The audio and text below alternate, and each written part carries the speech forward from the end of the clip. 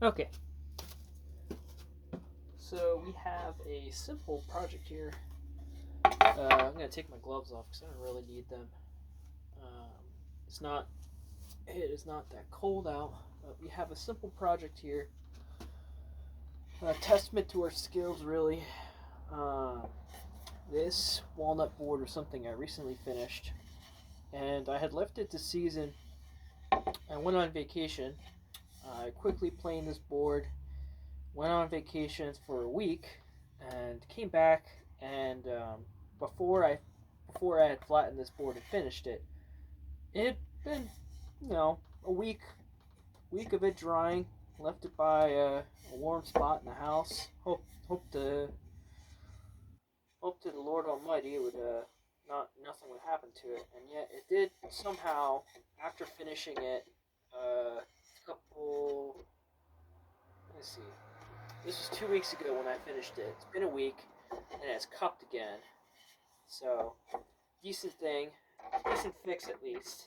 Um, the way I'm gonna fix it, I was thinking of going over it with my foreplane, but I think I was rather just.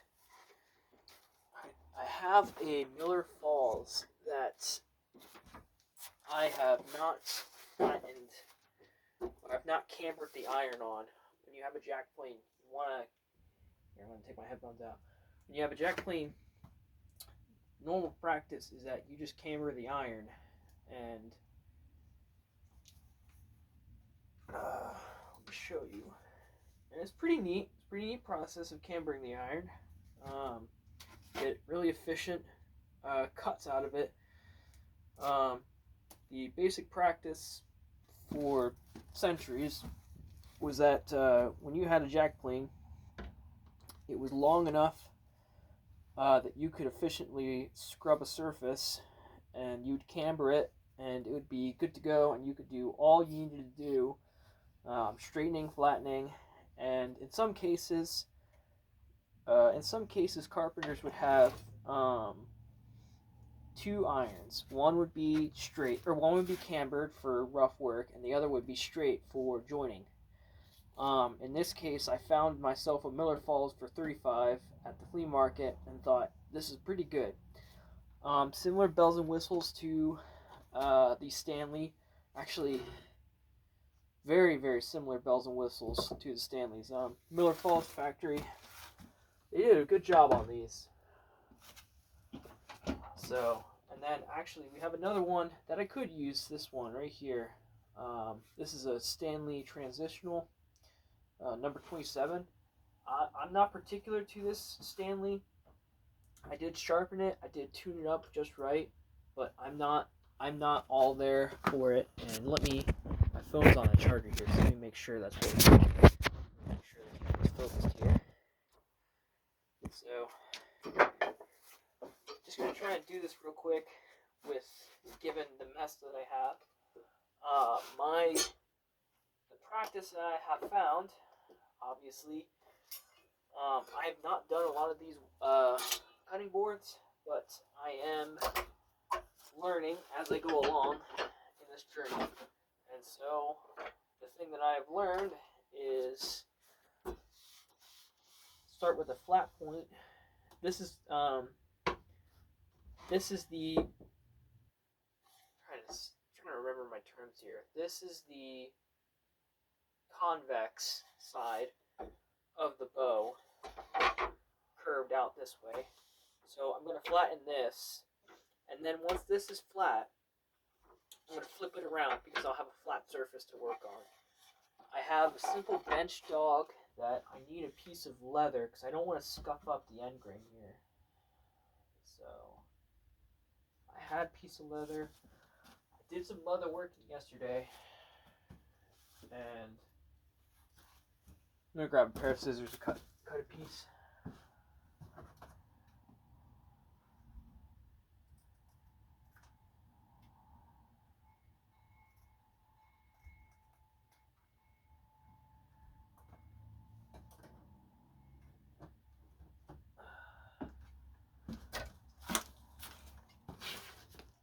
Did some leather working.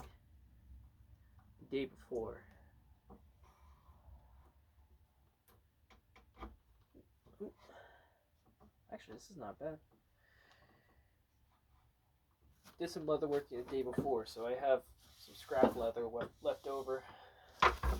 And then I also have to make some room.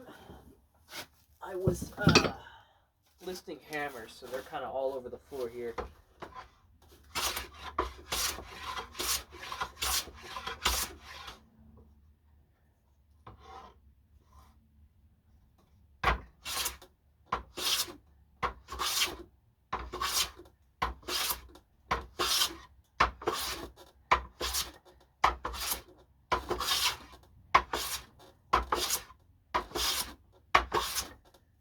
The nice thing about this Miller Falls is I did the I follow this gentleman named his channel's David W, and he showed this really interesting process for sharpening your plane irons, where you take a buffer, a buffing wheel on say a simple grinder and soft wheel, and you take your iron, you flatten it to your bevel. So instead of doing a micro bevel at say a couple degrees above, you would do your micro bevel with the buffing wheel.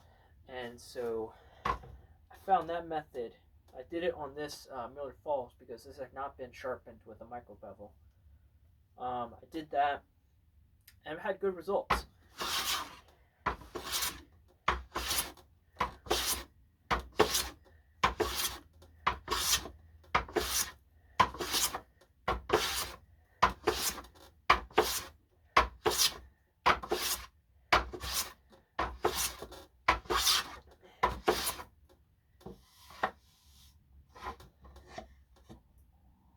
This is actually going pretty well, all things considered. Let's there we go.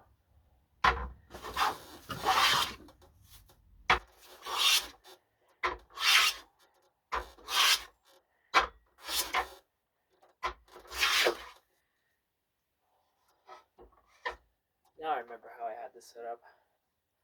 I have my holdfast here, and because I kind of like to keep the curvature of, give it a more natural look to the walnut to the cutting boards I've done. I like to give it a more natural look. So the problem with that is that if it's not flat, when you go up against a bench dog, it's going to want to curve on you. In the case of this one, the curve is moving this way, so that the longest point of the board is up against the bench dog, and it's wanting to move this way. So I set my holdfast up with a wooden block to prevent it from flipping out, and I did have it happen once before I figured out that method. Simple method, obviously. You don't need to make these too complicated. You just need to be accounted for certain things, and you should be good. And you should also not hit your scrapers off the bench.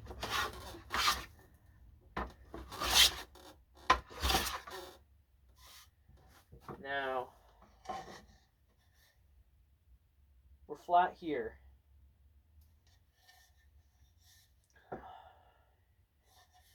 We're not flat here. So, nice thing about a jack plane is that you can set this, if you keep the iron straight, you can use it as a smoother. And actually it's pretty efficient because it's going to be doing what a jack plane does because it's longer. It's going to be jointing the surface, making it flat. And making sure my phone's charging could die on me, and that would be very unfortunate. There we go.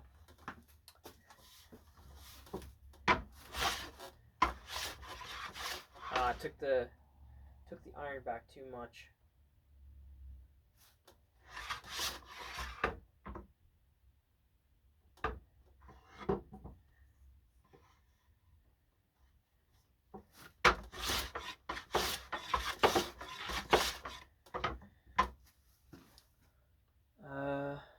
I've already waxed this. It's fine. Should be fine.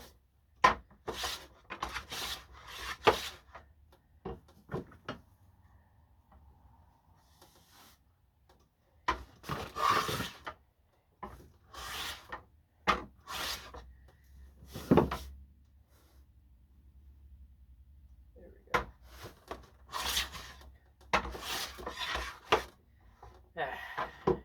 Just don't want to scuff up the surface.